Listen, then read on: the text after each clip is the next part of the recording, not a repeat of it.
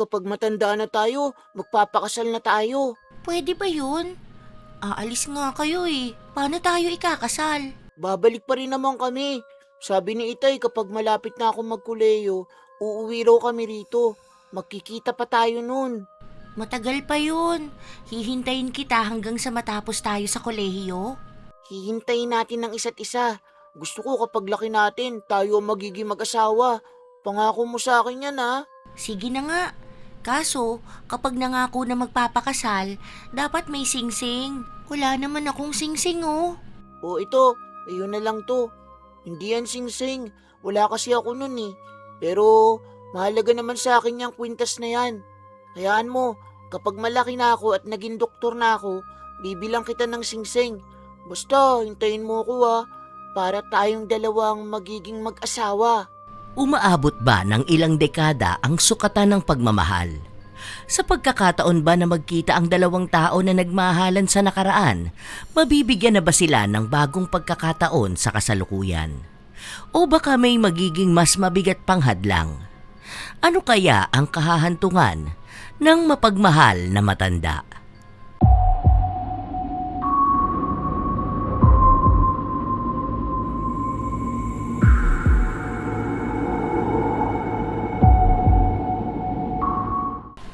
Naway maging payapa na ang kaluluwa ng aking kaibigan.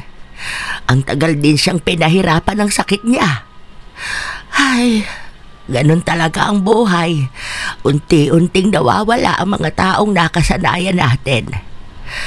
Ay, baka ako na ang susunod sa kanila. Ang lakas mo pa nga, La eh. Kaya mo pang tumagay ng 4 kantos na kalamansi lang ang partner. Hoy, bata ka. Aba, baka may makarinig sa'yo niyan. Tulungan mo na lang akong makababa sa hagdan. Anong pinagsasasabi mo riyan? Nung kabataan ko, oo, kaya ko yon. Nakita mo ba kung umiinom pa, ha? Sus, nakita nga kita, nagpuslit ka nung nakaraan eh. Sumbong talaga kita kay Mami. Sabihin ko kaya nahihirapan ka matulog ng gabi kasi nagiinom ka pa. Aba, talaga nga naman. Bakit Paula? Nagre-relapse ka ba? Ano yon? Yun po yung tawag kapag bigla kami naaalala sa nakaraan mo. Hindi ba reminisce ang tawag doon? Sa ngayon po kasi yun ang tawag sa ganoon. Kunwari nakikinig ka ng music, tapos naalala mo bigla yung ex mo. Baka po kaya umiinom kayo kasi naaalala nyo si Lolo, no? Miss nyo na po ba siya? Oo naman. Miss na miss ko na ang lolo mo. Minsan nga ay napapanaginipan ko pa siya. Love na love nyo po siguro si Lolo, no?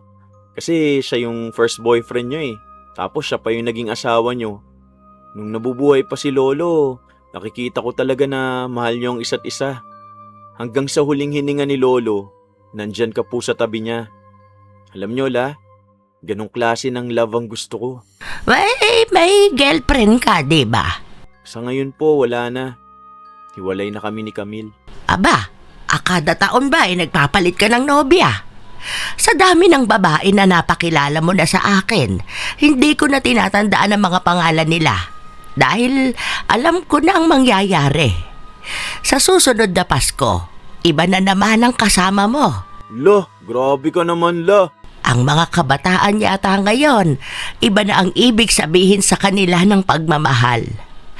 Sa bagay, iba kasi ang panahon ngayon.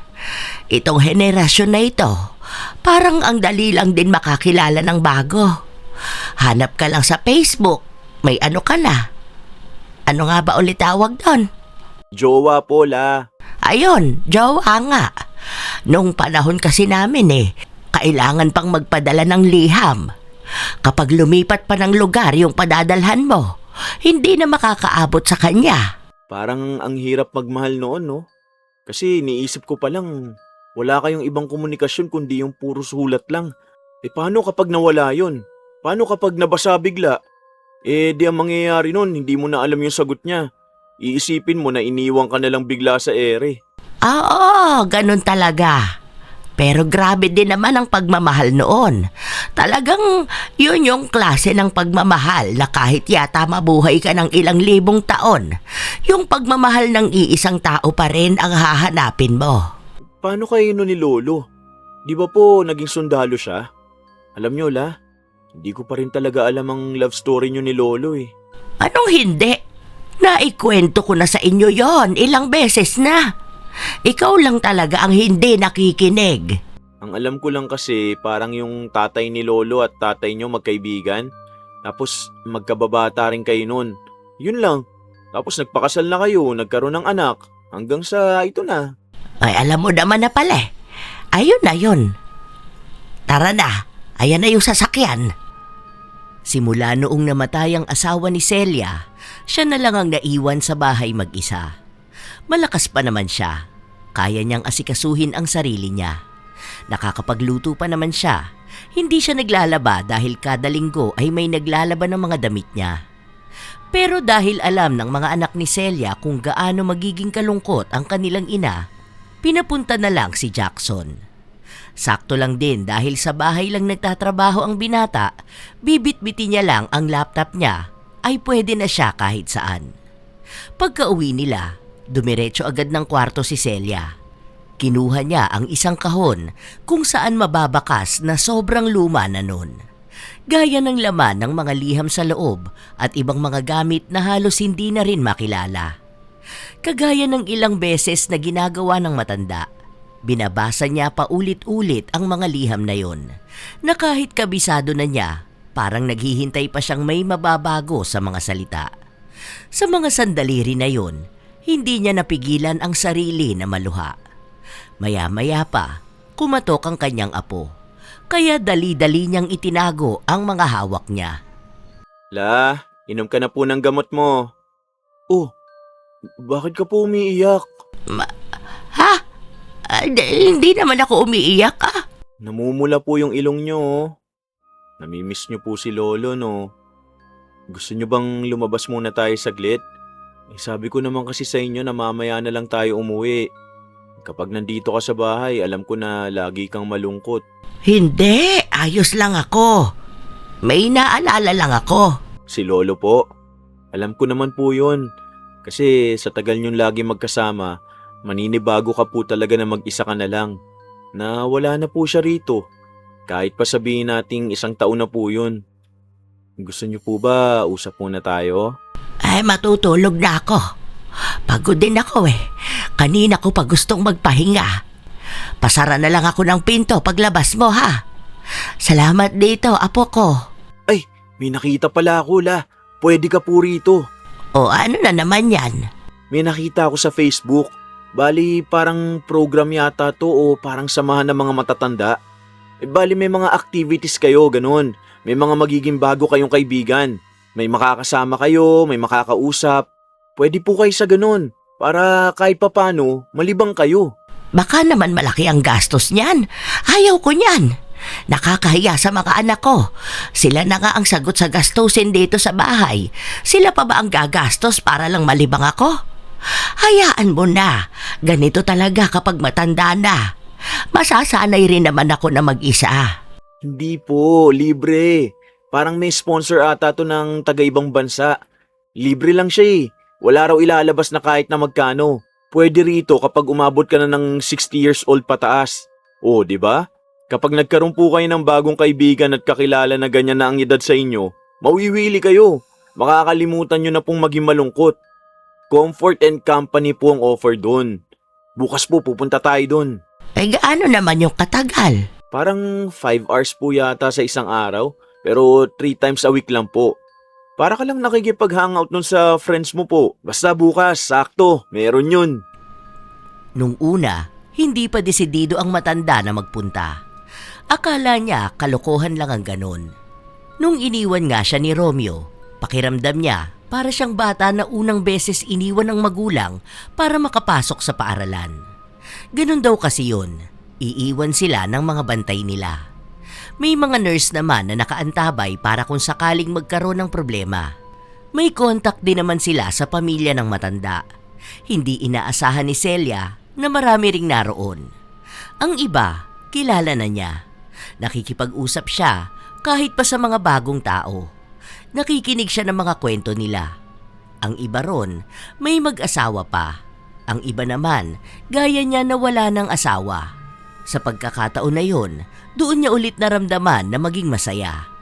Tama nga si Jackson, mukhang kailangan niya lang ng mga taong makakausap na makakaintindi sa kanya at makukuha niya yon sa mga taong kapareho niya ng edad. Nawili na si Celia, kaya umulit siya. Hanggang sa natapos na ang isang buong linggo, wala siyang ibang ginawa kundi ang ikwento sa apo niya ang nangyari sa araw na kasama niya ang ilang matatanda. May isa ako doon na kaibigan, si Marisol. Medyo siya bungol. Bungol talaga, la. Grabe ka naman. Oo nga, kasi kapag kausap mo siya, iba yung naririnig niya. Pero nakakaawa siya. Alam mo ba na yung anak niya hindi na siya kinakausap? Masama raw kasi ang ugali niya noon. Saka aminado raw siya. Yung parang pangalawa niyang anak ang kawawa sa kanya noon Kaya nung lumaki na, iniwan na siya. Pinabayaan. Hindi na siya kinakausap. Nagsisisi nga siya. Kaso, ang sabi, huli na ang lahat. Kakaiba talaga yung kwento ng mga matatanda, no? Gaya nung kwento nung isa. Nakalimutan ko pangalan nun. Yung 30 years siyang kabit. Tama ba? Nakalimutan ko na rin ang pangalan nun. Pero hindi na yun nagpakita. May sakit kasi yun Baka, alam mo na, matanda na mahinga na. Ang kwento naman nun, 30 years silang nagsama nung asawa niya. Hindi siya pinakasalan. Nung namatay ang asawa niya, doon niya lang nalaman na kasal pala yun. Hindi nga raw siya pinayagang dumalaw sa burol nung asawa niya. Galit daw yung mga anak nun. Hindi ko naman sila masisisi. Kasi ang alam ng mga anak, inagaw nga yung tatay nila doon sa nanay nila. Yun din ang isa sa mahirap, no? Kasi mahal nyo ang isa't isa, nagsasama kayo, yung pala, may sikreto yung tao na yun sa'yo. Alam mo, sobrang lawak ng pag-ibig. Sa tagal kong nabuhay sa mundong ito, ilang pagmamahal na yung narinig ko. Ilang kwento na ng sakripisyo at pagpapakatanga. Ang masasabi ko lang talaga, wala sa edad yon. Kaya nga ang interesting makinig ng kwento ng matatanda May kinikwento ka pa nga na yung isang lalaki, 2 pinakasalan niya? Yun pala. Chichismis ko yun sa'yo. Hindi pala 2, kundi 3. Paano naman nangyari yun? Di ba kailangan ng Senomar? Nung araw kasi hindi yun kailangan. Kaya nga yung iba kapag nasa malayong probinsya, nakakapagpakasal sila kahit may iba silang asawa. Yung iba nga, kasal sa Pilipinas. Nung nagpunta ng ibang bansa, ikakasal doon. Alam mo, ang dami kong chismis sa'yo. Meron pa yan, isa pa. Yung isang lalaki na kausap ko kanina. Akala niya, namatay na yung asawa niya sa ibang bansa kasi hindi na nagparamdam sa kanila. Ngayon na may social media na, nalaman niya na buhay pa pala. Kaya pala hindi nagpaparamdam sa kanila. Iniwan na pala sila at nagpakasal sa kano na nakilala sa ibang bansa. Natatawa talaga ako kapag nagkukwento hala. Para tayong tropa no? Chinichismis mo pa po talaga lahat Puro lalaki ata halos kausap mo dun. Baka naman maligawan ka ha? Ay Diyos ko, sa edad ba naman naming to Balak pa ba naming magkaroon ng bagong asawa? Yee! Baka sa susunod niyan, ikukwento mo na may nanliligaw na sa'yo ha. Naku, ang ganda mo pa naman palagi. Imposible naman na walang nagkakakrush sa'yo dun. Meron nga nagkakakras sa akin doon. Ay, sabi na Kaso, binasted ko. Ang pihi ka naman talaga ng lola ko na yan. Ayaw magka-boyfriend Ang bilis naman mambasted. Ayaw ko sa kanya. Ang baho ng hininga niya Paano kami magkikis nun? Baka mahimatay pa ako. Baka yun pa maging dahilan para mapunta agad ako sa heaven. Ano ba naman yan? Pumasok tuloy sa ilong ko yung iniinom kong tubig. Natawa naman ako dun. Oy, para sabihin ko sa'yo, kahit na matanda na ako, may standards pa rin naman ako, no? Dalagang Pilipina talaga, no? Ano po bang gusto mo sa isang lalaki, La? Secret. Hindi ko sasabihin. Grabe naman ang pagdadalaga mo, La. Alam mo, feeling ko po, kapag may manliligaw ka na doon, mapapaiyak mo. Aba, dapat lang. Alangan na, ako naman ang paiiyakin, hindi ba? Sa bagay, minsan ka nga lang paiyakin ni Lolo, yun pang walang balikan. Biglang natahimik si Celia. Natulala pa siya saglit na para bang may inaalala siya sa kanyang utak. Napansin agad yon ng apo niya, kaya para bang alam na ni Jackson ang mali niyang nagawa. Nabanggit na naman niya ang lolo niya, kaya balik na naman si Celia sa pagiging malungkot. Iniba na lang agad ng binata ang kwento niya para lang mabaling na naman sa iba ang utak ng kanyang lola. Lumipas ang ilan pang mga linggo, hanggang sa buwan na rin. May mga naging kaibigan si Celia. May panahon na masaya, may panahon na malungkot. Lalo na kung ang naging kaibigan niya biglang hindi na magpapakita sa susunod na linggo. Alam na nila ang ibig sabihin nun. Hindi na muli pa nilang makikita ang minsan nilang naging kaibigan. Kahit pa sabihin ni Celia na ganun talaga ang buhay, minsan iniisip niyang baka dumating ang araw na siya naman ang hindi na magpapakita sa mga naging kaibigan niya. Napagtanto niyang napakaikli nga ng buhay, kaya bakit niya hinayaan ang sarili niyang maging malungkot? Hanggang sa isang araw, habang kasama niya ang mga matatanda na gaya niya, may isang pamilyar na mukha ang lumapit sa kanya. Celia, ikaw na ba yan? Romeo! Kumusta ka na? Ang tagal nating hindi nagkita. Hindi nagbagong itsura mo. Ang ganda mo pa rin. Parang hindi ka tumatanda. Ay, nako, hanggang ngayon ba naman nambobola ka pa rin? Hindi naman ako nambobola eh. Nagsasabi ako ng totoo. Hindi mo ba nakikita tong kulubot na nasa mukha ko? Itong mga puting buhok ko. Hindi naman kasi nagbago ang mga mata mo. Kapag nakatingin ako sa mga mata mo, pakiramdam ko, ikaw pa rin yung babaeng nakilala ko nung mga bata pa tayo. Ay, sus! Kumusta na pala kayo ng asawa mo? Ay, wala na siya. May 1 taon na rin siguro.喂, ikaw, kumusta naman kayo ng asawa mo? Ano palang ginagawa mo rito? Ha? Matagal na kaming hiwalay ni Marcia. Siguro mga 3 dekada na rin. Bakit naman? Wala eh. Baka ganun talaga. Walang permanenteng pagmamahal. Nandito ka rin pala, no? Yung anak ko, si Janine, dinala ko rito. Sabi niya para may maging kaibigan ako. Buti naman, nakita kita rito. Ay, makipagkaibigan ka sa kanila. Ang sungit mo naman. Ayaw mo ba akong maging kaibigan? Ay, marami na rin kasi akong kaibigan.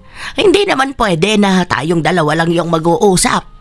Kaya nga nandito tayo para makipagkilala sa mga kagaya nating malulungkot na matanda. Ayos na sa akin kahit ikaw lang yung makakausap ko buong araw. Ay, tigilan mo nga ako, Romeo. Hanggang ngayon ba naman toyoin ka pa rin? Gusto mo bang suyuin kita? Hanggang ngayon, babaero ka pa rin. Ay, bahala ka nga dyan. Kahit na umiwas si Celia kay Romeo, kapag nakikita sila, siya pa rin ang nilalapitan nito. Hanggang sa isang beses, dumating si Romeo na may dala siyang bulaklak ng kalabasa. May taniman kasi sa lugar kung saan sila madalas nakikita-kita. Kaya pinitas niya yon para ibigay kay Celia. Oy, sayang naman itong bulaklak ng kalabasa. Para nga sa'yo yan. Wala naman akong maibibigay na bulaklak sa'yo eh. Bakit mo naman kasi ako bibigyan ng bulaklak? Ganyan kapag nanliligaw, di ba? Nililigawan mo ako? Aba, ay pumayag ba akong magpaligaw sa'yo? Dapat ba nagpapaalam kapag manliligaw? Hindi ba pwedeng diretso na? Oo naman. Dapat bago ka manligaw sa isang babae, tanungin mo muna siya kung papayag ba siya. Kapag ayaw niya, huwag mo nang ituloy. Payagan mo na akong manligaw. Pag-iisipan ko pa. Kailan ko malalaman kung pwede na kitang ligawan? Huwag mo nga akong minamadali. Kailangan ko pa ng oras para pag-isipan kung papayag ba ako. Hindi ako basta nagpapaligaw kung kani-kanino, ano? Tiyak ka na nga. Kung mag-inarte si Celia, para ba siyang nagdadalaga pa lang? Pakipot pa. Pakunwari na ayaw niya, pero inuwi niya ang bulaklak na bigay sa kanya ni Romeo. Itinabi niya pa nga ang mga yon sa kanyang kwarto. Nakita lang yon ng kanyang apo nung nagdala ng gamot sa kanya. Oh, ano to? Bakit may bulaklak dito? Bulaklak ba ng kalabasa to? Bakit nandito to, La? Magluluto ka ba? Hindi. Nailapag ko lang yan dyan. Kanina kasi nagtanim-tanim kami. Napitas ko yan. Kaya inuwi ko na lang. Hindi naman na yan pwedeng gulayin. Hayaan mo na lang yan dyan. Ganun? Ano po? Kumusta naman kayo ron? Hindi ba nanakit ang balakang nyo sa pagtatanim? Hindi naman. Natuwa nga ako kasi naalala ko bigla nung kabataan ko. Ganon kami sa probinsya nung nabubuhay pa ang tatay. Marunong naman din akong magtanim. Wow, talagang nawiwili ka na po dun, ha? Parang nung una ayaw mo pa, ngayon parang ayaw mo na umuwi. May boyfriend ka na siguro, no? Alam na po ba namin yan? Ewan ko sa yung bata ka. Akin na nga yung gamot ko at lumabas ka na. Kinikilig yan. Namumula ang pisngi. Ay naku po, dalaga ng lola namin. Baka mabuntis ka niya nang hindi namin alam, ha? Kaya siguro late ka na nakakauwi. Baka nagde-date na po kayo nun. Pogi ba, La? Matikas ba? Ewan ko sa yung bata ka. Kung ano-anong sinasabi mo diyan. Ay! Lumabas ka na! Matutulog na ako! Nakasmile ang lola namin na yan, ah. Pakilala na sa akin yan. Sabi mo, strict ang apo mo. Ay, parang hanggang pagtulog nakangiti yan, ah. Aba, ang kulit mo! Naiinis na ako, ha? Baka masipa na kita riyan. Lumabas ka na sinabi. Naiinis pero nakangiti. In love na nga talaga. Ganyan talaga yon. Kahit naiinis ka, nakasmile ka pa rin. Kasi naaalala mo yung taong love mo. Si Lola may asim pa. Hoy! Hindi ako maasim! Ay, aba, sinabi nang lumabas ka na eh. Ang tigas talaga ng ulo ng mga kabataan. Mas lalo lang tuloy inasar ni Jackson ang kanyang lola kahit hanggang kinabukasan. Papunta kasi sila sa simbahan noon. Ang tagal ni Celia na nakatitig sa salamin. Parang inuusisa niya kung maganda ba ang suot niyang bestida. Natuto na ulit siyang maglagay ng kolorete sa kanyang mukha. Okay na yan, La. Maganda ka na po. Tara na, oh. Anong oras na eh? Baka mamaya wala na tayong maupuan dun. Baka mas lalo pa ma-inlove yung mga manliligaw mo niyan, ha? Ano bang sinasabi mo riyan? Tara na nga! Mukhang iba na talaga yung nangyayari sa'yo, La. Ang blooming mo eh. Para bang dalaga? Ay, dalaga ka na nga pala ulit. Pakilala mo naman ako dun, La. Para malaman ko kung seryoso ba siya sa'yo. Baka mamaya, paasahin at saktang ka lang nun. Ay, ewan ko sa'yo.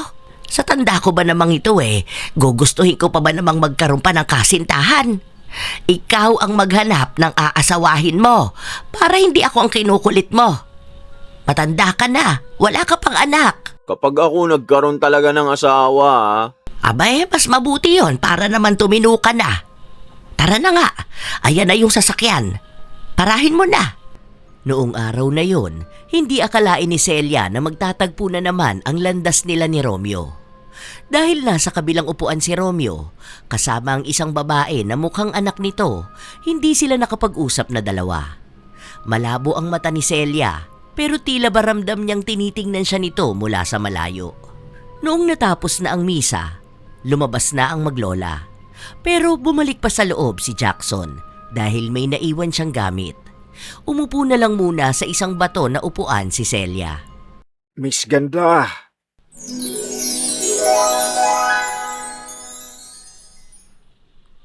Ano na naman? ang suplada mo naman. Ano ba kailangan mo? Bagay talaga sa ang kulay dilaw. Mas lalong lumilitaw ang ganda mo sa suot mong bestida. Kahit naman anong kulay ang suotin ko, maganda ako, no? Sa bagay, tama ka naman. Para pala sa'yo. Ano na pala ang sagot mo? Napag-isipan mo na ba kung pwede kitang ligawan? Sige, pwede. Pero wag mong aasahan na sasagutin kita, ha? Talaga ba? Ayos lang sa akin yun. Alam ko naman na may pagtatangi ka pa rin sa akin eh. Hoy, hanggang ngayon ba naman ang hangin mo pa rin? Baka biglang magbago ang isip ko ayawang kita. Hindi ibig sabihin na binibigyan mo ako ng kung ano-ano. Iisipin mong madali lang akong makuha. Maya-maya pa, dumating na si Jackson. Medyo hinihingal siya dahil nga sa pagmamadali niyang balikan ang lola niya. Tara na po, La. Apo mo yan? Kuwang-kuwa niya ang mga mata mo habang hawig niya si Armando nung kabataan niya. Hello po. Kakilala niyo po si Lola? Oo, kababata ko siya. Ganun po ba? Di kaibigan niyo rin po si Lolo. Ang lolo mo, siya ang pinakamatalik kong kaibigan. Para na kami magkapatid nung kabataan namin. Magkasangga kami sa lahat ng bagay. Bakit po hindi ko kayo nakita nung nilibing si Lolo? O baka po hindi ko lang kayo napansin. May mga nangyari kasi kaya hindi ako nakapunta. Isa pa, hindi ko naman alam na namayapa na palang matalik kong kaibigan. Tara na, Apo. Ang sakit na ng balakang ko Umuwi na tayo. Sige po, alis na po kami, Lolo. Ano pong pangalan niyo? Romeo, Sige po, Lolo Romeo. Ngumiti lang si Romeo habang naglalakad palayo ang maglola. Hindi naman napansin ng binata na may bitbit ang lola niya hanggang sa makauwi na sila. Nanguha ka pa yata ng malunggay dun sa simbahan, La. Ano pong gagawin niyo dyan? Ipapalaga niyo po ba yan? Akin na po, para inumin niyo na. Hindi, may gagawin ako rito. Patutuyuin ko na lang para gagawin kong tsaa. May kaibigan pa po pala kayo ni Lolo rito. Bakit hindi niyo po yata siya naikakwento sa akin? Ang naalala ko lang yung isa si Lolo Samboy, yung dyan nakatira sa blue na bahay. At yung iba na kinikwento niyo sa akin. Hindi ko rin naman alam na nandito na pala siya. Bakit po? Saan po ba siya nagpunta? Bali parang kauuwi niya lang po dito, ganun po ba? Hindi ko alam kung saan siya nagpunta. Basta, mahabang panahon siyang nawala. Buti nga kilala ko pa siya. O sige na, papasok na ako sa kwarto ko at gusto ko nang magpahinga. Sige, magluluto na po muna ako ng tanghalian natin. Tapos matutulog din ako dahil may meeting pa po kami mamaya. Pagpasok ni Celia sa kanyang kwarto, itinabi niya ang malunggay na bigay sa kanya ni Romeo. Katabi lang din ang natuyong bulaklak ng kalabasa. Maya-maya pa, sa halip na matulog at magpahinga, kinuha na naman ni Celia ang maliit na lagayan na pinakakatago-tago niya ng ilang dekada. Binasa niya na naman ang mga sulat, pero sa pagkakataon na yon, iba na ang pakiramdam niya. Ang dami niyang tanong na gusto niyang masagot agad. Hanggang sa kinuha niya ang isang lumang larawan. Kahit hindi na gaanong makita ang mga mukha ng naroon, sa utak ni Celia ay malinaw pa. Alam niya ang naganap nung araw na yon, hanggang sa kung paano yun nakuhanan ng litrato. Hindi niya namalayan na naluhanan naman siya. Pinigilan niya lang ang sarili niya nung narinig na naman ang katok ng kanyang apo. La, inom ka pala muna ng gamot bago ko makalimutan. Mabuti na lang nag-alarm ako. Salamat, Apo. Umiiyak ka na naman po ba, La? Hindi. Siguro, naalala nyo na naman po si Lolo, no? Naalala nyo na naman yung kabataan nyo na magkasama kayong dalawa. Siguro na-trigger po ang lungkot nyo dahil kay Lolo Romeo. Iiyak nyo na lang po yan, La. Sabi pa naman ng doktor na hindi nyo pwedeng pigilan ang emosyon nyo. Ganito yata kapag matanda na Parang kahit na may kasama ka naman sa bahay, pakiramdam mo ang lungkot-lungkot mo. Para kasing ang layo na ng henerasyon na to sa meron sa amin noon. Sabi nga po nila habang tumatanda ang isang tao, palungkot ng palungkot. Dahil po yun sa mga alaala. Ay siguro nga. Hayaan mo na. Matatapos din naman tong lahat. Hayaan nyo po, Bukas makakasama nyo na po ulit yung mga kaibigan nyo at yung manliligaw nyo. Ay, loko ka talagang bata ka. Ano po ba yung hawak nyo, La? Wala ito. Litrato lang namin to ng mga kaibigan ko noon. Pwede pong patingin? Wala ka namang makikita rito. Tingnan mo nga halos wala na silang muka. Ay, oo nga. Sobrang labo na rin. Sayang naman yan. Sana po sinabi nyo sa akin para ni-restore natin. May ganong app pa naman. Kaso mahirap na yata to. Saan ka po ba dyan, La? Ito ako, yung nakasuot ng bulaklakin. Itong mga babae na kasama ko, mga kaibigan ko. Yung dalawa dyan, hindi ko na alam kung nasa na sila. Yung dalawa naman, namayapa na. Itong nakayaka po sa'yo, si Lolo, no? Grabe, ang sweet nyo naman po pala kahit noon pa. Talagang kahit sa lumang picture, hindi kayo naghihiwalay. Iba talaga ang love story ng mga matatanda eh. Talagang may laman. Yung tipong ang kalaban nyo lang, panahon, at yung hiram na buhay. Siguro po, lagi kayong tinutokso ng mga kaibigan nyo, no? Hindi na nagsalita pa si Celia. Itinabi na niya ang litrato na yon. Hanggang sa pagtulog niya, parang may mga alaala ng nakaraan na nagbalik sa kanya. Kinabukasan, bago umalis, naghanap ng masusuot na damit si Celia. Ayaw nyo po ba tong damit na to, La? Bagong bili pa naman po yan, padala ni Tito. Sa susunod ko na lang siguro isusuot yan. Hanapan mo nga ako ng dilaw na bestida. Wala naman po akong nakita na kahit na anong dilaw na bestida eh. Ang meron kayo yung suot nyo kahapon. Iisa lang po yun. Kasi ang sabi nyo ayaw nyo ng kulay dilaw, di ba? Gulat nga ako sinuot nyo yung kahapon. Kahit na ilang buwan na yun nasa damitan nyo. Bakit? Kulay dilaw po ba ang dapat suot nyo ngayon? Lahat kayo nakadilaw? Bakit wala? Imposible naman na wala akong kahit na anong kulay dilaw na damit. Harapin mo. Dali na. Tulungan mo na ako, Apo. Wala nga po, La. Ayaw mo pang maniwala sa akin eh. Kahit nung mga bata pa kami, hindi ka na nagsusuot ng color yellow. Kahit itanong mo pa kina mama, kina tito, yun din ang sasabihin nila sa'yo. Ayaw na ayaw mo kaya ng yellow. Ang sabi mo pa nga, ang pangit na kulay nun. Sinabi ko ba yon? Opo.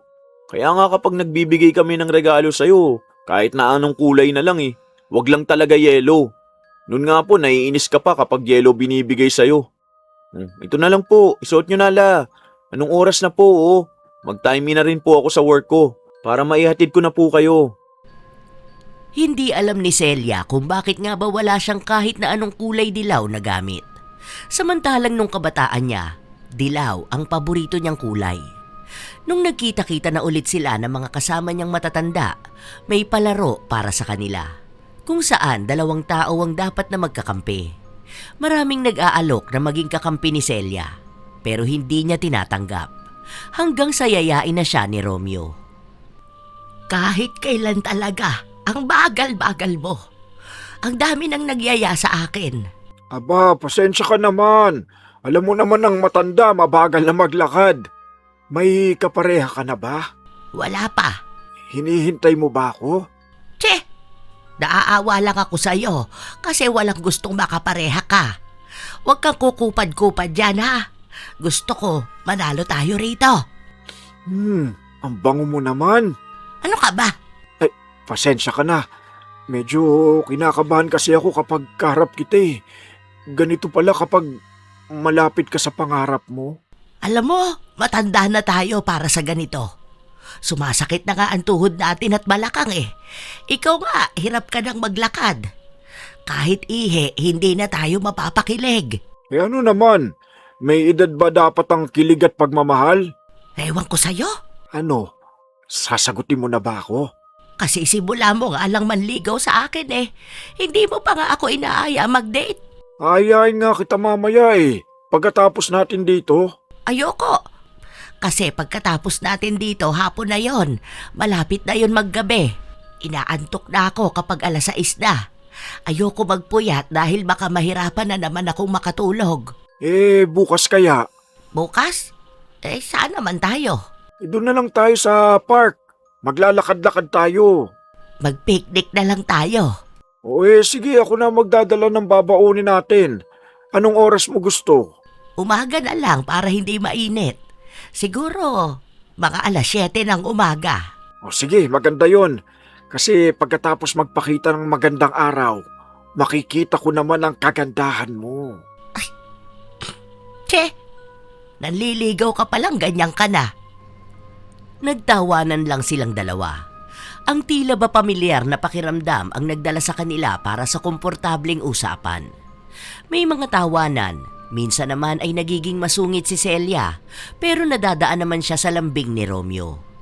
Nung nakauwi na sila, naghahanap na naman ng masusuot na damit si Celia. Napansin yun ng kanyang apo. Oh, saan ka po pupunta, La? Bakit nagsusukat ka dyan? Wala naman. Maglalakad-lakad lang ako bukas. Gusto ko lang magpunta sa kung saan-saan. Anong oras po? Para maaga akong gigising bukas. Hindi na, ako na lang mag-isa. Magpahinga ka dahil lagi kang pagod. Tingin mo ba, apo?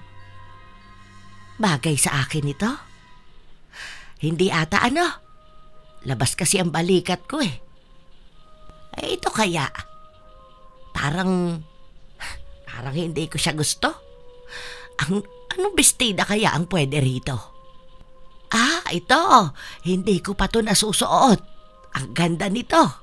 May kikitain ka, no? May date ka siguro bukas, La. Wala, ano ka ba? Hindi ba pwede na gusto ko lang magsuot ng maganda? Ikaw kinikilig na ang lola ko. Sabi ko na nga ba magkakaroon ka ng boyfriend dun sa pinupuntahan mo eh. Hindi ka lang nababantayan dun Ano yan? Low-key lang muna kayo ng jowa mo? Anong low-key ang pinagsasasabi mo riyan? Yung hindi nyo muna ipapaalam sa iba na kayo. Parang secret muna. Para hindi mausog yung relationship nyo. Para hindi ma-evil eye. Wala naman akong boyfriend, no? Ano nga? Pilian mo ako ng damit. Huwag ka na po dyan pumili, La. May binili akong damit. Nakita ko kanina sa online. Dumating din naman agad kasi pinalala move ko. Teka lang po. Color yellow yun kasi nagtatantrums kayo dahil wala kayong yellow na damit eh. Sakto pala. Siguro lalaban ko na lang to para may pang-date ka bukas. Hindi mawari kung pangaasar ba o suporta ang ginagawa ni Jackson. Hindi rin naman kasi alam ng binata kung tunay na may kinikilala ang kanyang lola. Basta ang alam lang ni Jackson, kung saan sasaya ang kanyang lola, doon siya. Ayaw niya kasing lagi lang itong nakakulong sa loob ng bahay nila. Tapos ay iiyak dahil naaalala ang yumao niyang asawa. Gaya nga ng sinabi ni Jackson, pinakita niya ang isang dilaw na bestida. Tuwang-tuwa si Celia.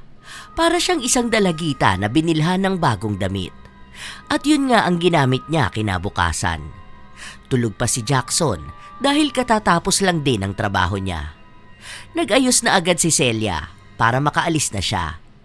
Pagdating niya sa tagpuan na napag-usapan nilang dalawa ni Romeo, naroon na nga ito. Nag-aabang na sa kanya. Wow! Sobrang ganda mo naman, Celia. Para akong nakakita ng isang anghel na bumaba mula sa kalangitan. Bolero ka talaga kahit kailan. Tara, naglatag na ako rito. Dito ka na muna umupo, dahan-dahan lang Alam mo naman na mahihina ng kasukasuhan natin. Aray, ang balakang ko. Nakita mo na, ikaw tong matanda na. May bulaklak nga pala ako para sa'yo. Saan ka na naman pumitas ng bunggabilya na yan, ha? Diyan lang. Bagay na bagay sa suot mo. Ilagay mo dyan sa tenga mo. Di ba? Lahat na lang talaga bagay sa'yo. Kaya hindi na nawala ang paghanga ko sa'yo kahit noong pa man eh. Sus, sa susunod niyan, iiwan mo na naman ako. Alam ko na yan. Umalis lang ako saglit, pero hindi naman ako nawala. Kahit saan ako mapadpad noon, ikaw lang talaga yung minahal ko. Kahit hanggang ngayon, ikaw lang yung babae na totoong minahal ko. Ayan ka na naman. Ano ba yung baon mo? Ano bang pagkain natin? Meron ba diyang milk tea? Hindi na pwede sa atin yun. Mataas sa sugar. Chicharon? Hindi mo yun mangunguya. Baka masira pa yung pustiso mo. Tsokolate? Hindi. Ano? Hindi mo pa kasi ilabas. Papaya? Mataas potassium. Ano pa? Meron ditong nilagang itlog, may kamote, tsaka tubig. Yan lang. Saka maintenance. Gusto ko ng sorbetes. Bawal. Konti lang. Pagagalitan tayo ng mga anak natin. Bawal yan. Ngayon sa mga anak naman natin tayo natatakot.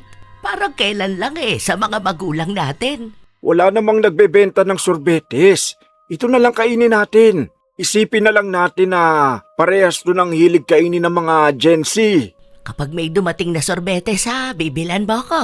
Oo, sige. Kapag meron, ha? Celia, ilan pa lang naging anak mo? 4. Yung apo ko, anak yun ng bunso ko. Ikaw, ilan ba? 3 naman sa akin. Yung kasama ko, yun yung panganay namin. Yung pangalawa nasa ibang bansa. Yung bunso, kasama ng mama nila. Bakit kayo naghiwalay ng asawa mo? Buti hindi kayo pinipilit ng mga anak nyo na magkabalikan. Hindi na masaya. Nung ikinasal kami, dahil yun ang gusto ni Itay, hindi kami naging masaya pareho. Masakit sa ulo. Buti nga kayo ng asawa mo nagtagal hanggang sa mawala na siya. Siguro kung hindi ako umalis noon, tayong dalawang naging mag-asawa, no? Siguro kung tumugon ka sa huli kong liham, baka magkasama tayo hanggang ngayon. Huling liham? Ikaw ang hindi tumugon sa akin. Paano hindi tumugon? Hindi ka naman nagpakita nung niyaya kitang makipagtanan.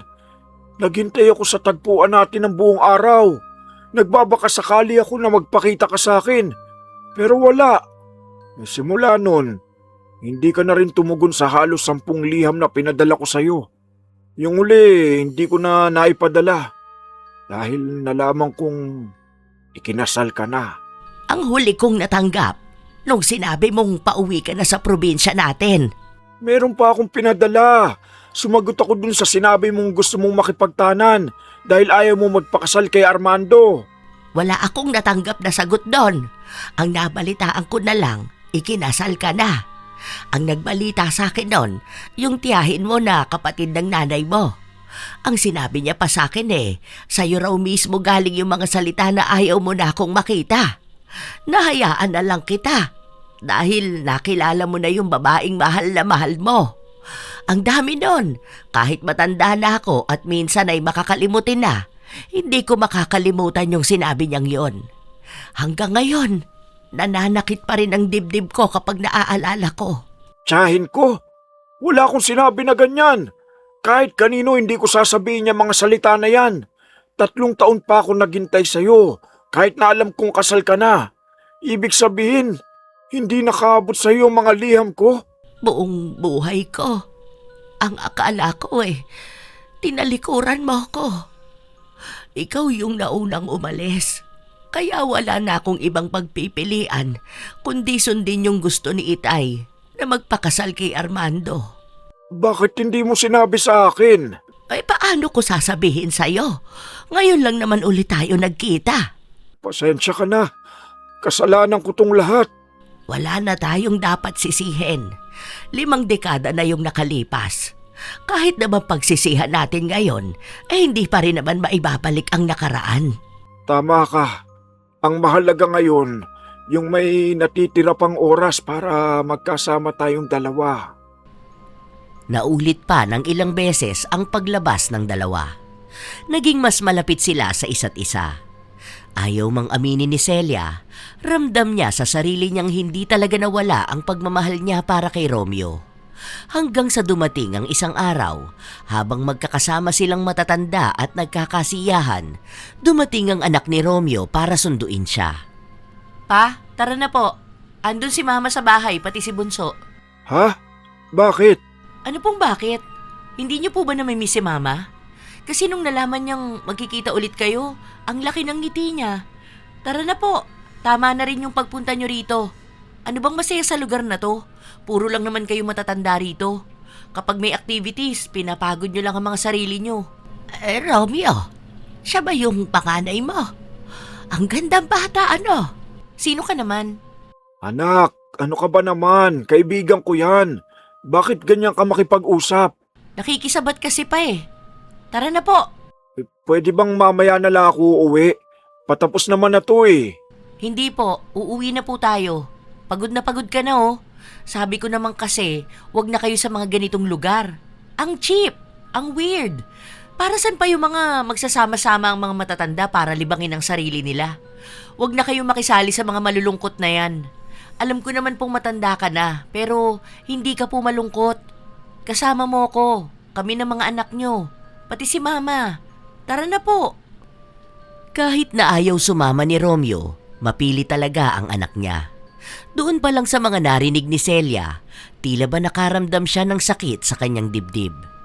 Iisa lang ang ibig sabihin nun. Makakasama na naman ni Romeo ang asawa niya. Kahit pa sabihin ni Romeo na 3 dekada na silang hiwalay ng asawa niya, hindi pa rin naman maalis ang katotohanan na may asawa pa rin ito. Hindi pa rin sila malaya ni Celia. Kung sakali man napipiliin nila ang isa't isa. Mukhang hindi rin mabait ang anak ni Romeo. Kaya baka maging isa yon sa dahilan para gumulo lang ang sitwasyon nila. Umuwi na malungkot si Celia. Oh, bakit naman nakabusangot ang maganda kong lola? Ayaw ko na pumunta doon. Pumunta saan? Doon sa pinupuntahan ko. Siguro LQ kayo ng baby loves mo, no? Wala nga, ang kulit mo naman. Sinabi ko na nga na ayoko nang magpunta ron. Huwag mo na nga akong kinukulit dyan. Nakakainis naman. Minsan lang magsungit si Celia, kaya alam na ng apo niya na may hindi nga magandang nangyari.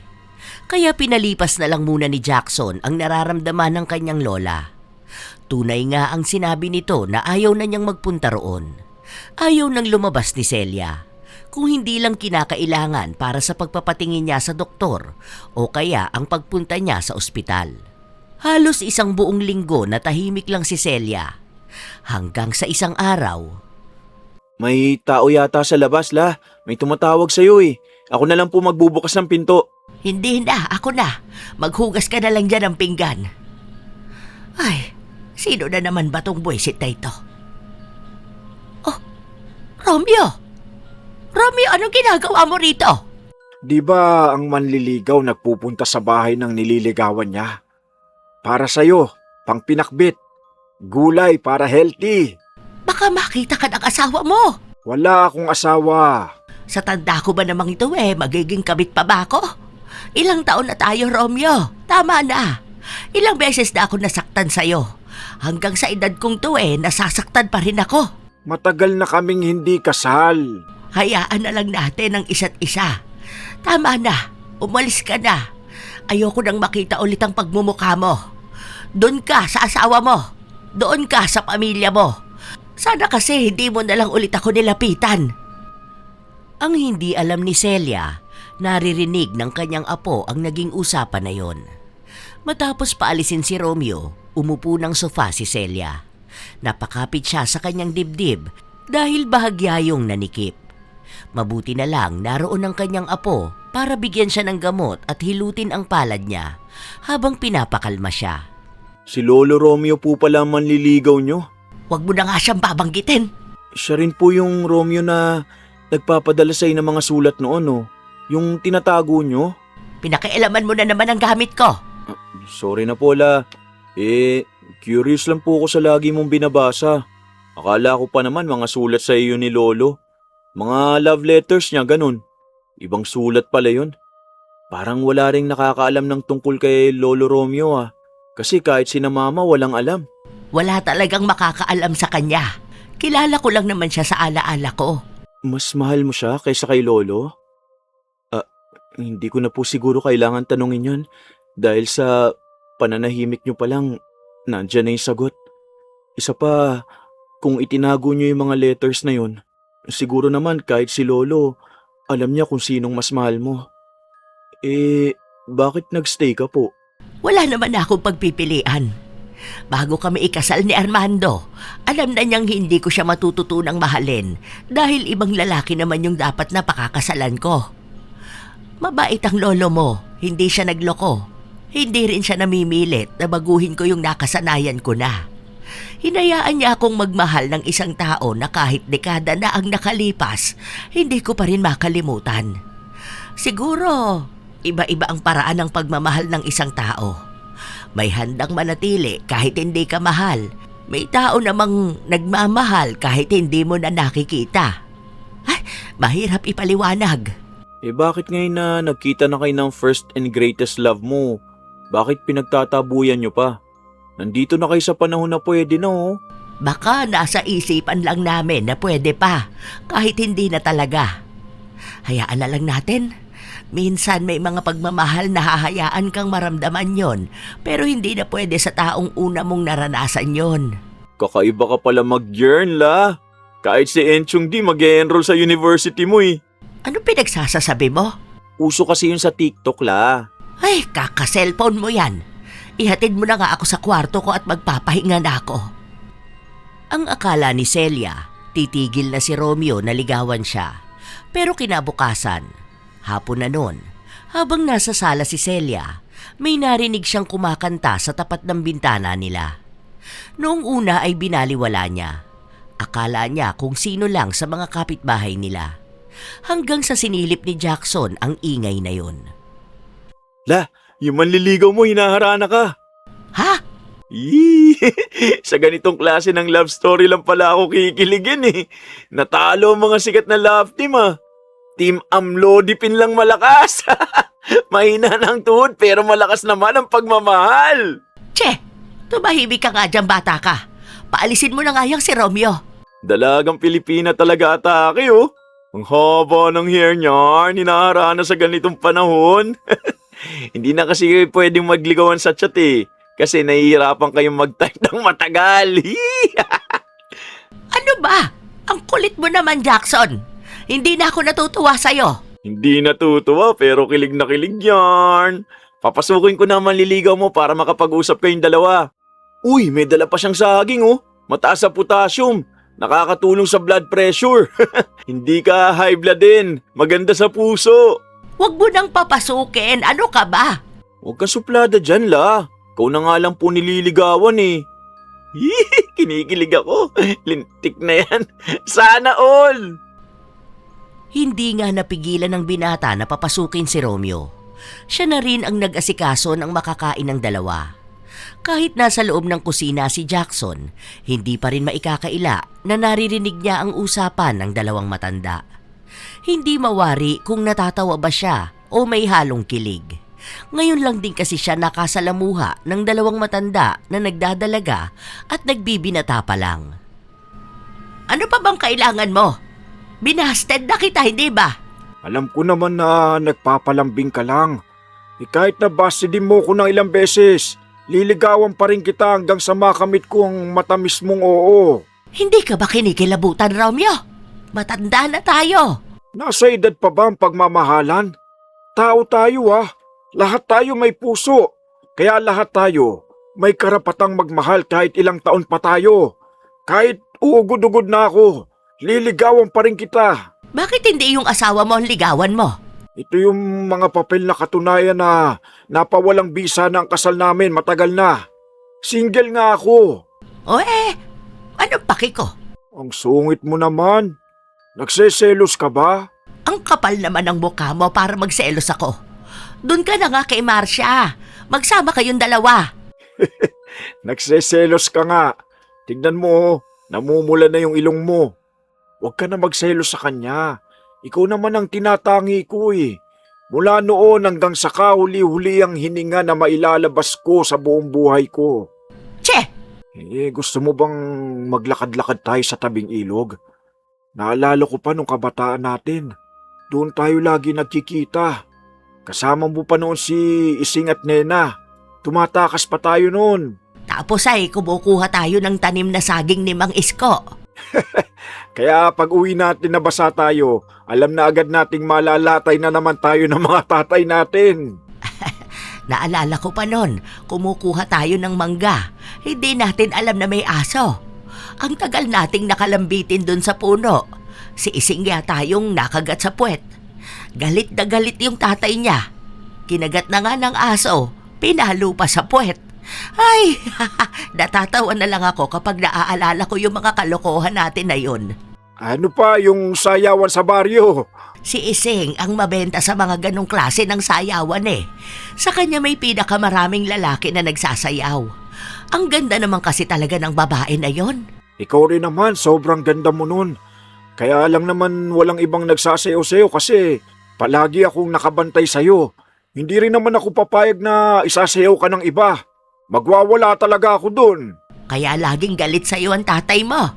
Paano naman inuubos mo yung baon mo para sa ganon? Syempre naman no, mas kaya ko pang hindi kumain sa paaralan kaysa kayanin na makita kang sinasayaw ng iba. Sos, ayang ka na naman. Akala ko pa naman inaalala lang natin yung masasaya nating karanasan nung kabataan natin. Bakit? Hindi ba masayang alaala yung pagiging malaya natin noon? Ilang beses mo kaya akong binasted noon, no? Tanda ko pa yun. Niyaya kita manood ng sine. Hindi ka man lang nagpakita sa akin. Hindi kasi ako pinayagan ni tatay. Marami pa yun. Hindi ko natanda yung iba eh. Oh, ano naman ngayon? Pwede ka namang manood ng sine na ikaw lang mag-isa. Gusto ko nga nakasama kita. Tara, manood tayo. Wala naman tayong mapapanood. Wala namang magagandang palabas ngayon. Hindi ko rin kilala ang mga artista. Kahit ano na lang. Mag-date tayo na para tayong Gen Z. Natawa na lang si Celia pero pumayag din naman siya sa alok na panonood ng sine ni Romeo. Hindi lang yon ang naging pagkikita nila dahil napapadalas na yon. Pati ang paglabas nila na para nga silang mga dalagita at binatilyo na unang beses nalaman ang ibig sabihin ng pagmamahalan. Walang ibang nakakaalam nun dahil ang sabi ni Celia, baka pagtawanan lang ng mga tao ang mga matatanda na pinipili pa ulit magmahal. Inabot ng halos 2 linggo. Minsan bumibisita si Romeo sa bahay ni Celia. Nagdadala ng mga gulay. May regalo na may kinalaman na rin sa edad nila. Isang hapon, umuwi si Celia at nakaabang sa kanya ang kanyang apo. Anong oras na po? Ganito ba ang uwi ng isang dalaga? Nasaan na yung boyfriend mo? Hindi ka ba hinatid? Tumigil ka nga dyan, nakapamewang ka pa talaga. Hindi ko yun boyfriend, manliligaw ko yon. Ay wow! Hindi mo pa pala siya sinasagot? Hindi pa. Ang hirap mo naman ligawan, la. Masyado kang pihikan. Ganyan ba talaga kayong magaganda? Kapag ako yan, maiinip na ako sa panliligaw ko. Kaya papalit-palit ka ng girlfriend. Hindi mo kasi alam kung paano pahalagahan ang isang relasyon. Ay, grabe ka naman po. Ang sakit mo naman magsalita. Dapat pagdating sa panliligaw, makikita mo yung effort ng isang lalaki. Hindi naman ako easy to get, no? Buti na lang si Lolo Romeo yun. Kung hindi baka sumuko na. Buti na lang dinadaan na lang niya sa tawa kapag minamaldita mo siya. Lagi niyo siyang inaaway eh. Ang kulit niyo. Ay ganun talaga siya kahit noon pa. Kapag inaaway ko siya nung mga bata pa kami, sa halip na mainis siya sa ugali ko, mang-aasar pa lalo. Sobrang pamilyar na rin po talaga siya, no? Hayaan niyo po. Enjoyin niyo lang po yung ganyan. Kung saan po kayo masaya. Walang ibang pinagsabihan si Jackson dahil hindi naman niya alam kung paano sasabihin sa mga magulang niya at mga tiyahin niya na nakikipagkita na sa ibang lalaki si Celia. Mukha naman ding wala silang ibang nasasaktan kaya bakit hindi na lang niya pabayaan. Ilang linggo pa ang lumipas. Isang beses pa, nasa labas sina Celia at Romeo. May pinuntahan sila kung saan doon sila madalas nagpupunta noong mga bata pa sila. Iba na ang itsura ng lugar na yon sa nakalipas na 5 dekada. Maya-maya pa, habang nagtatawanan sila, may tumawag sa pangalan ni Romeo. Paglingon nila, si Marcia yun. Oh, anong ginagawa mo rito? Sinabi ni Marcia na may pinuntahan lang siyang kaibigan. Nagtanong din siya kung anong ginagawa ron ni Romeo. Naglilibot lang kami ni Celia. Paalis na rin naman kami. Sige na, ingat ka na lang. Tumingin lang si Marcia kay Celia. Kahit na hindi aminin ni Romeo, mukhang nakikita na niya kung anong namamagitan sa kanilang dalawa. Hindi na maalala ni Marcia ang babaeng kaharap niya dahil yun din ang mismong babae na lagi nilang pinag-aawayan ni Romeo noon. Ang babaeng tunay na mahal ni Romeo. Nung araw na yun, magkasama pa rin ang dalawa hanggang sa makauwi na ng bahay si Celia. Lolo Romeo, dito ka na po kumain ha. Paluto na po yung ulam eh. Ay, sige, salamat. Ang sipag talaga ng apo mo na ito, no? Oo, kaya nga sabi ko dyan mag-asawa na yan. Wala ka pa rin bang asawa, Jackson? Hindi pa po ako ready. Aba, kailan ka mag-aasawa niyan? Kapag nag-asawa na po si Lola. Aba, sa akin ka pa talaga umasang bata ka. Ang sabi mo magbibigay ka na ng cute na apo sa mama mo. Joke lang po yun, La. Pero hayaan nyo, kapag sinagot na ako ng nililigawan ko, ipapakilala ko na sa inyo. Aba, parehas pala tayo na nanliligaw ngayon ah. Opo, at parehas pong pihikan, Maldita at Dalagang Pilipina. Ayaw pong basta lang nagpapaligaw eh. Dapat ipagsibak mo ng kahoy. Halata talaga nagurang ka na. Wala naman nang gumagamit ng kahoy panluto ngayon. Isang saksak na nga lang may kalan na.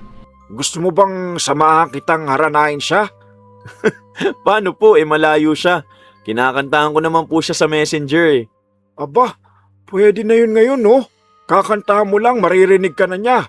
Nung araw, pahirapan pa yan. Noong araw nga yun, ano ka ba naman? Iba na ang panahon ng panliligaw ngayon.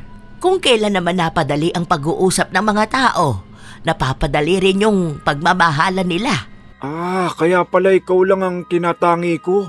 Dahil napakahirap mo ring makausap no? Hoy! Mas mahirap kang kausapin dahil minsan bingi ka. Nabibingi lang naman ako kapag kaharap ka. Kasi mas malakas ang sigaw ng puso ko. Wow, Nax! Ayun naman pala Ibang klaseng bumana tong si Lolo Romeo. Mukhang marami akong matututunan niya na. Habang nagtatawanan sila, may malakas na katok sa pinto. Hindi lang yun basta normal na pagkatok dahil mukhang galit na galit. Nagmadali pa si Jackson na buksan ang pinto. Maya-maya, pumasok ang isang babae. Nandito ka lang pala, pa? Kanina pa kita hinahanap. Tara na po, umuwi na po tayo. Sino ka nga muna? Anak yan ni Romeo, panganay niya. Buti naman kilala mo ko. Anak ako ng lalaking pilit mong nilalandi. Ang tanda mo na, ganyan ka pa rin. Hindi ka man lang ba nandidire, ha? Kung kailan tumanda kang ganyan, saka ka naging malandi. Hoy, teka nga lang. Bakit ba ganyan ka magsalita sa lolo ko, ha? Ang bastos mo naman. Ang tanda mo na rin naman Bakit hindi ka nag-iisip?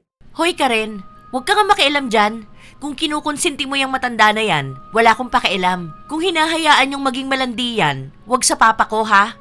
Ang daming ibang lalaki dyan. Tumigil ka na, Janine! Huwag mong binabastos si Celia! Celia. Kanina ko pa iniisip kung sino ba yung Celia na yun. Naalala ko na. Siya yung dahilan kaya naghiwalay kayo ni Mama, di ba?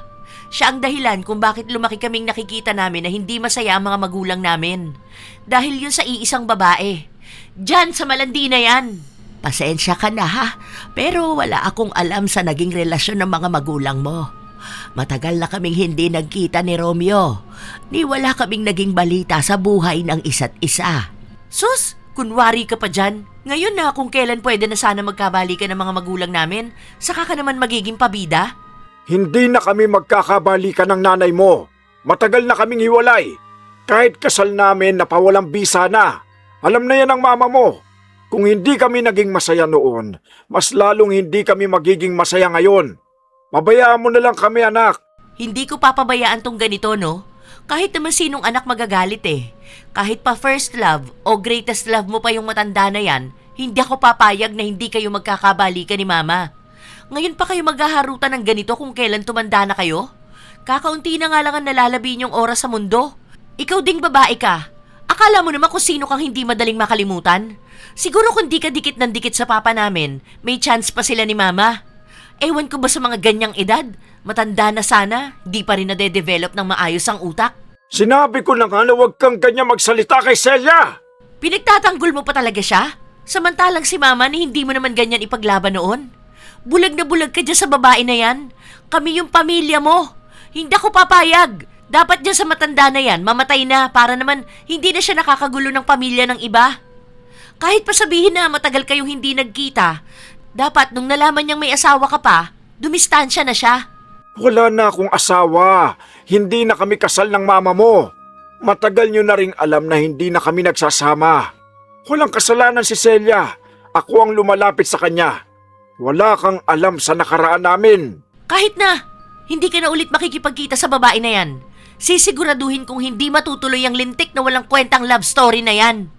Naiintindihan ko naman kung anong nararamdaman mo bilang anak. Kaya ako na ang humihingi ng pasensya noong mga panahon na nakikita mo ang mga magulang mong malungkot. Pasensya ka na sa mga panahon na ako ang dahilan doon. Dahil maging ako, walang alam na ganun ang nangyayari. Pasensya ka na. Hindi! Sinabi ko sa sarili ko na kahit kailan hindi kita mapapatawad. Di naman kasalanan ng lola ko na siyang tunay na mahal ng papa mo ah. Bakit sa kanya ka nagagalit? Hindi ba dapat ang una mong kinakausap yung mga magulang mo? Bilang siya yung mahal na mahal ni Papa, siya lang ang sisisihin ko. Dahil kung wala naman siya, sana masaya ang mga magulang ko eh. Sinusumpa kitang matanda ka. Oo, sinusumpa ko. Kahit natamaan pa ako ng kidlat ngayon, hindi mo na makikita ang papa ko kahit na kailan. Mabulag ka sana para wala ka nang makitang kahit na sino. Mas bagay sa yung walang makita para wala kang masira na ibang pamilya. Janine, sinabi ng tumahimik ka na.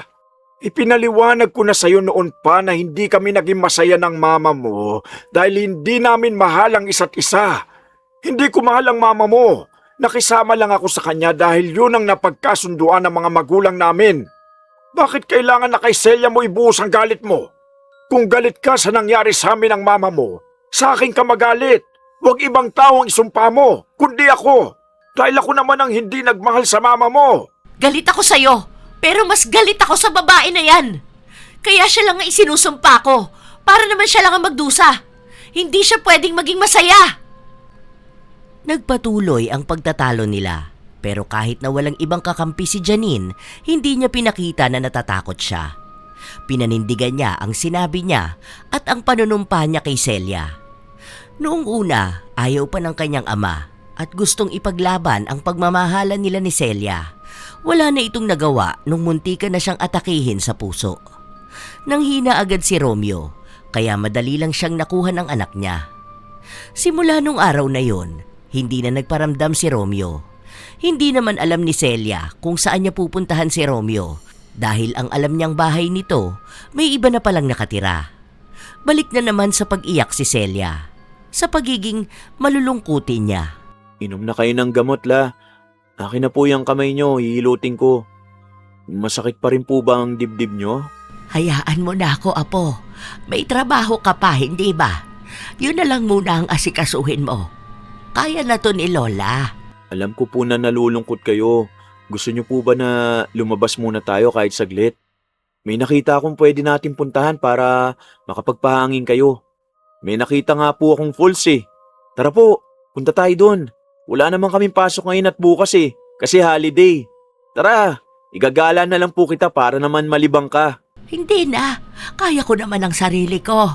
Dito na lang ako sa bahay. Ilang beses nyo na pong binabase ang mga sulat ni Lolo Romeo. Ay, ako naman talaga ang may mali nun. Una pa lang, alam ko nang may asawa pa siya. Sabi nga po ni Lolo Romeo, dating asawa. Ibig sabihin po, kinasal sila noon. Pero, naasikaso naman na nila yung annulment nila. Kahit na, may mga anak siyang umaasa na magiging maayos pa rin ang mga magulang nila. Tama naman yung anak niya eh. Bakit ba umaasa pa ako na sa tanda kong to pwede pa ako sa mahal-mahal na yan? Sa pagpapakilig na yan? Bakit ba kasi pinipilit pa namin Hindi na nga pwede. Una pa lang may mali na. Baka sa panahon na to, sa buhay na to, hindi talaga kami para sa isa't isa. Wala po akong masabi la.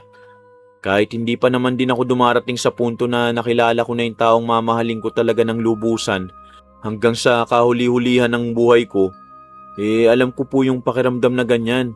Yung may mahal ka pero hindi kayo pwede dahil may hadlang. Iba lang po yung sa inyo kasi kahit na ilang dekada na yung pagmamahalan nyo nandun pa rin.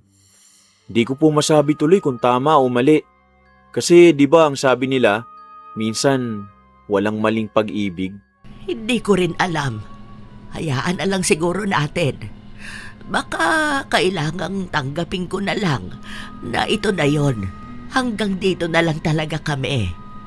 Minsan na kaming pinaglayo. Nakaya nga namin yon. Ngayon pa kaya na saglit lang ulit kaming nagkita. Siguro yung ideya ng pagmamahal na nasa utak namin, yun yung nasa nakaraan namin. Hindi pa kami natuto sa buhay kasi akala namin yun pa rin yung dapat naming maramdaman. Siguro, kaya rin ako umaasa at nasasaktan dahil iniisip kong hindi umusad yung panahon. Kasi ayaw kong dumating sa punto na makakalimutan ko siya, na dapat ay matagal ko nang ginawa. Nasasaktan naman ako sa'yo, La. Ano ba yan? Kalalaki kong tao para namang maiiyak ako. Iba-iba naman kasi yung pagmamahal. At itong pagtapos at pagpapalaya ko sa bersyon ng pagmamahal na meron kami, ito na sana yung makatulong sa aming dalawa. Patanda na kami. Siguro baka sa susunod naming buhay pwede pa. Sa panahon na ito, mas masakit kapag ipaglalaban pa. Susunugin ko na lang tong lahat ng alaala na meron ako sa kanya. Huwag na po. Sayang naman yan, La. Para parehas na kaming makalaya. Takot akong makalimutan siya. Pero wala na akong ibang pagpipilian. Ayokong hanggang sa huling hininga ko, pagsisihan kong hindi kami naging masaya. Hayaan mo na. Kung totoo man na ipapanganak kaming muli, malay natin yun ay yung panahon na malaya na naming mapipili ang isa't isa. Kung noong una, mga magulang namin ang hadlang, ngayon, buhay pa rin at sitwasyon sa pamilya namin ang pumipigil. Baka nga hindi kami ang para sa isa't isa. Pati si Jackson hindi na napigilan ng luha. Pinigilan niya pa ang kanyang lola na huwag na munang sunugin ang mga liham at alaala na itinago niya ng ilang dekada. Pero mukhang desidido na nga si Celia. Sa likod ng bahay nila, nagsindi lang si Jackson ng apoy sa isang lata na basurahan. Doon susunugin ang mga gamit na gusto ng sunugin ng lola niya. Iniwan na lang din muna ng binata ang kanyang lola habang namamaalam sa mga mahahalagang gamit na pinagkaingatan niya noon. Ito yung unang sulat na natanggap ko mula kay Romeo. Ito yung una naming kuha na litrato. Lahat ng ito, paulit-ulit kong binabasa dahil gusto kong paulit-ulit na maalala ang nakaraan. Sa paraan na ito, naririnig at nakakabisado ko ang boses niya.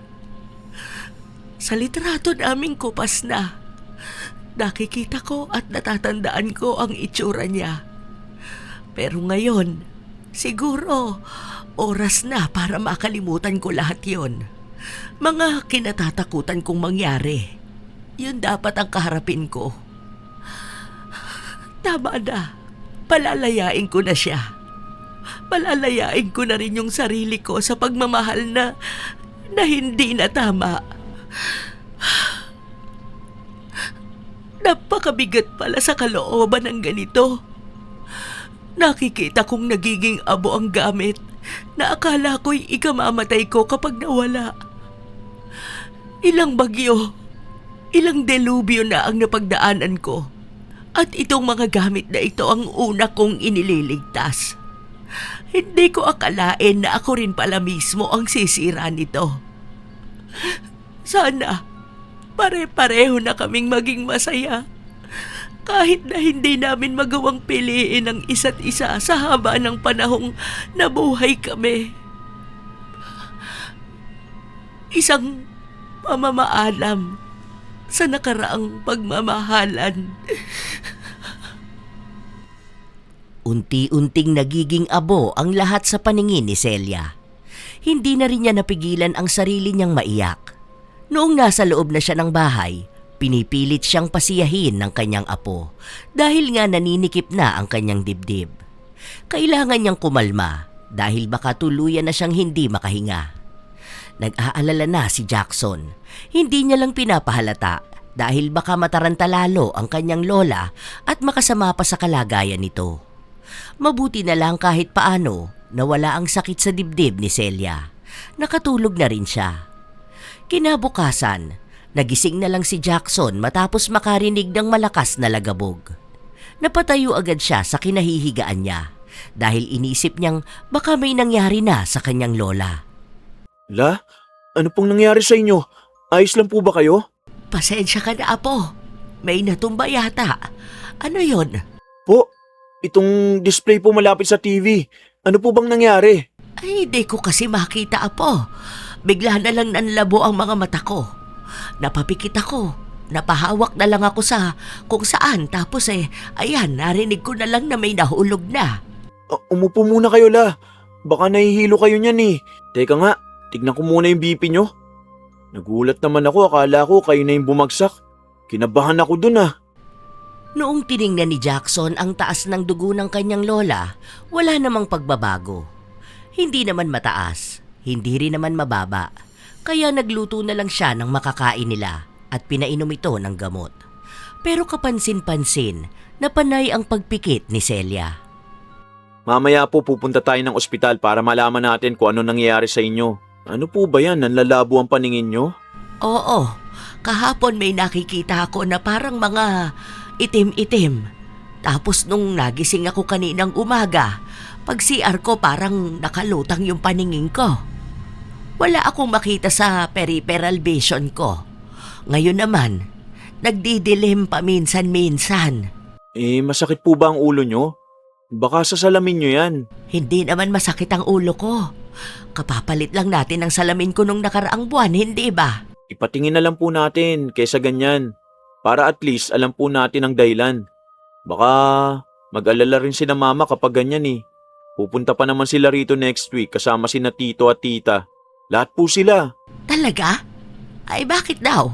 Wala raw po silang mga pasok sa trabaho. Saka gusto nila makasama ka. Pati yung mga apo nyo na miss nyo na. Sinabi mo ba sa kanila? Hindi pa po. Hindi ko naman alam kung paano sasabihin sa kanila yun eh. Basta ang sabi ko lang, mas maganda kung may iba kang makakasama sa bahay. Para po malibang ka rin. Ayun, pumayag naman sila at nagplano na agad. Kaya dapat pagpunta nila rito, maayos po kayo ha. Hindi na talaga nagbalik si Romeo, ano? Hindi ko rin po alam kung nasan siya. Baka po inilayo na yun ang mga anak niya. Alam niyo naman po yung anak nun eh, sobrang maldita. Talagang push na siya na magkabalikan ng mga magulang niya. Tara po, kain na tayo la. Hirap na hirap nang makakita si Celia, pero ayaw niyang tanggapin na baka mabulag siya. Minsan nga, sumagi sa isip niya na baka tumatalab na sa kanya ang sumpa ng anak ni Romeo. Bilang isang matanda na lumaki sa panahon ng maraming pamahiin at paniniwala ang mga tao, alam niyang totoo ang sumpa. Hanggang sa dumating na nga ang araw na kinatatakutan niya. Maliwanag ang paligid, pero kadiliman lang ang nakikita niya. Wala siyang maaninag na kahit na ano. Ang tanging alam niya lang, hawak siya ng kanyang apo habang naririnig niya ang boses nitong nagsasalita. Pinatingnan na ang mga mata niya. Ang inabiso lang ay ang pagpapaopera, pero siya na mismo ang tumanggi na mangyari yun. Sinabi ng mga anak niya na handa naman silang maglabas ng pera. Ayaw niya lang talaga. Para bang tinanggap na niya sa sarili niyang hindi na siya muli pang makakakita. Nandito na po sila mamayang gabi la. Nasa biyahe na po sila. Sayang naman, hindi ko na makikita ang mga mukha nila. Sana makilala ko pa ang mga boses nila. Alam mo po la, siguro kung may dilang anghel, may dilang demonyo, no? Yung dila nung anak ni Lolo Romeo yung dilang demonyo. Kasi naalala ko sinumpa ka nun eh. Pero ako, hindi naman ako naniniwala sa ganun. Kaso lang, bakit biglaan ka naman pong nabulag? Yung sumpa po kaya natatanggal yun? Depende, Apo. May mga sumpa na permanente na sa isang tao. May mga sumpa naman na natatanggal pa. Hayaan na lang natin. Huwag na nating problemahin pa. Ganon talaga. Hindi ko na rin naman ata makikita ang ama nila. Kaya wala na silang dapat ikatakot. Naiinis ako. Ano kaya kung isumpa ko silang lahat? Huwag na, Apo. Masama yun. Alam mo, ang pagsumpa sa isang tao, kung matupad man yun, laging may kapalit. Dahil ang mangyayari niyan, baka hindi mo mamamalayan na napupuno na pala ng galit ang puso mo. Ikaw ang magiging apektado nun. Pabayaan mo na ako. Matanda na ako at dumarating din naman sa punto na nabubulag ang matanda. Pero naniniwala pa rin naman po ako na gagaling kayo, La. Lagi ko kayong pinagpipray. Alam ko na kaming pamilya mo ginagawa yon. Mabuti ka pong tao. Hindi mo po deserve ang ganyan. Ikaw na nga nagsakripisyo ng mahabang panahon, ikaw pa mapaparusahan. Magiging maayos din po kayo niyan. Maniwala lang po kayo. Sa totoo lang, nawawala naman na ng pag-asa pa si Celia na makakita pa siya. Ang iniisip na lang niya, sana nabigyan man lang siya ng isa at huling pagkakataon na nakita niya ang mukha ng mga taong mahal niya. Mas lalo lang din siyang naging emosyonal nung dumating na ang mga anak niya at mga apo niya. Pamilyar ang mga boses at sa utak na lang niya nakikita ang itsura ng mga ito. Ang ginawa na lang nila, inisa-isa na lang ipinahawak ang mga mukha nila para kahit paano ay hindi sila mawala sa alaala ng kanilang lola. Matagos ang ilong, baka palang kilay. Malamang ang pinakamaganda ko tong apo sa lahat. Si Baneneng. O ito naman. Bakit may baby? Kaninong anak ito? Aba, sa'yo ba ito, Baneneng? Ay, ang cute naman siguro ng anak mo, kamukha mo at ng asawa mo. Mukhang maganda rin ang ilong. Iisipin ko na lang na ang itsura niya ay ang itsura mo nung baby ka pa. Ito, La. Ay, ikaw talaga, Jackson. Baka kasi makalimutan mo ang pinaka-pogi at macho na apo mo eh. Paano ko ba naman makakalimutan yan eh? Kada naririnig ko ang boses mo, naaalala ko ang mukha mo. Ay, sino naman ito? Anak ko? Ang pogi at ang gaganda nyo naman. Hayaan nyo, naaalala ko pa naman kayo. Hindi kayo mawawala sa puso't isipan ko. Kahit na hindi na kayo nakikita ng mga mata ko. Itong mga bagong apo ko na ngayon ko lang nakasama. Hayaan nyo, hindi man kayo nakilala ni Lolo, lagi nyo pa rin tatandaan na mahal ko kayo, ha? Itong mata ko lang naman ang nagkaroon ng diferensya. Ay, kaninong mukha ito? Parang ang daming tigyawat yata. Grabe ka naman sa mukha ko, La. Ay, iyo ba ito?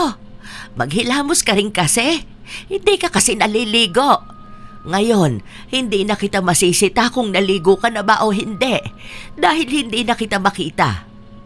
Ay, maaamoy naman kita. Teka nga, payakap nga ako sa inyo.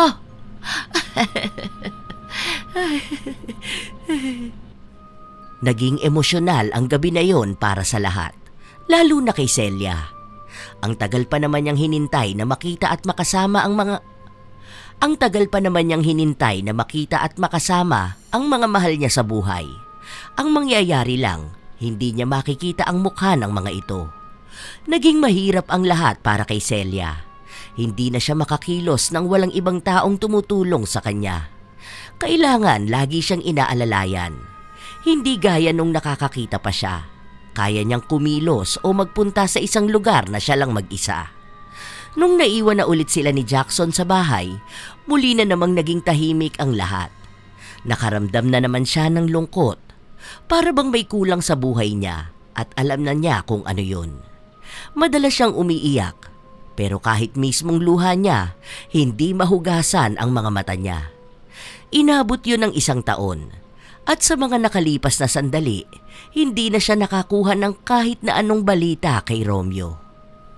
Ano po, La? Hindi pa rin nagbabago yung paningin nyo?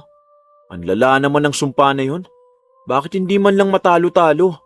Wala pa rin talaga, Apo. Huwag ka na ma-stress. Bakit? Napapagod ka na bang alagaan ako? Hindi naman po, pero kasi gusto ko na ulit kayo makakita. Para naman makita nyo ang pogi nyong apo. May papakilala pa naman akong bagong chicks. Ay, tigilan mo ako dyan sa bago mo na namang babae. Ipakilala mo sa akin yung pakakasalan mo. 2026 na apo, mag-asawa ka na. Baka magunaw na ang mundo nang bababae ka pa rin. Uy, grabe ka naman, la. Malay niyo po sa 2027 may asawa na ako, di ba? Ay, tapos na po pala ang misa. Alam ko, hindi naman ako bingi. Sorry naman po. O teka lang, dahan-dahan lang po sa paglalakad at baka madapa kayo. Ay, teka lang po. Umupo muna kayo rito. May nakalimutan pala akong kunin. Saglit lang po ako. Ay, ayan ka na naman. Ang bata-bata mo pa, ulyanin ka na. Teka lang po, la. Mabilis lang po to.